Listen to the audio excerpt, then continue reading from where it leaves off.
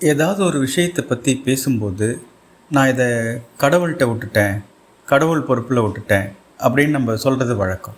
அந்த மாதிரி இறைவன் பொறுப்பில் விடுறத சமர்ப்பணம்னு சொல்லுவோம். அன்பர்கள் வழிபாடில், அன்னை வழிபாடில் கர்மயோகி அவர்கள் ஆத்ம சமர்ப்பணம்னு ஒரு முறையை குறிப்பிட்டு அதற்கு ஆழ்ந்த விளக்கத்தை கொடுத்துருப்பார்.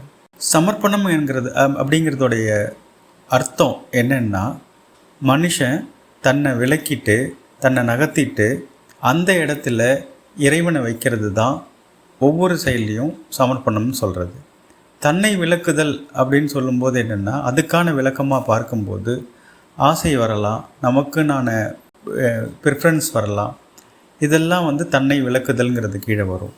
உதாரணத்துக்கு அவர் என்ன எழுதியிருப்பாருன்னா, அடுத்த மாதம் பரீட்சை வருது, எக்ஸாம் வருது அப்படின்னா இந்த மாதமே படிக்க ஆரம்பித்தாதான் நல்ல மார்க் வாங்க முடியும்னு நம்மளுடைய அறிவு சொல்லும். ஆனால் நம்மளுடைய ஆசை என்ன சொல்லும்? நம்ம போய் விளையாடலான்னு தோணும், இல்லை டிவி பார்க்கலான்னு தோணும்.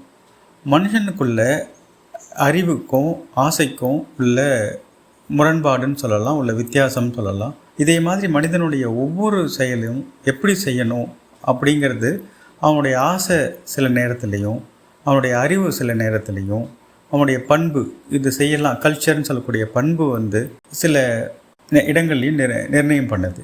இதெல்லாம் இறைவனுடைய முறையிலேருந்து வேறுபட்டு இருக்கலாம், மாறுபட்டு இருக்கலாம், இல்லை எதிராக கூட இருக்கலாம்.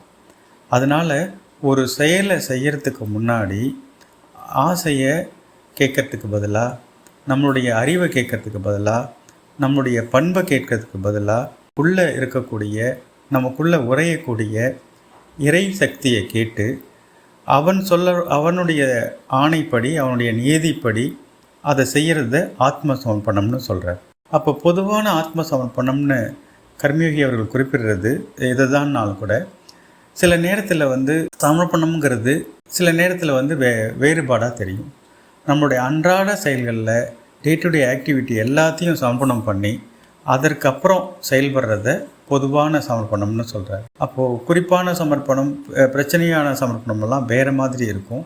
இப்பொழுதுக்கு பொதுவான சமர்ப்பணம் சொல்லும்போது அன்றாட காரியங்களில் எல்லாத்தையும் சமர்ப்பணம் செய்து இறைவன் பொறுப்பில் விட்டுட்டு, இறைவன்கிட்ட அந்த விஷயத்தை தீர்மானிக்கும்படி விட்டுட்டு செய்கிறத ஆத்ம சமர்ப்பணம்னு சொல்கிறார். இதுலேயே அழைப்புன்னு ஒரு முறை இருக்கிறது, அதே நேரத்தில் சமர்ப்பணம்னு ஒரு முறையில் இப்போ சொல்லியிருக்கோம்.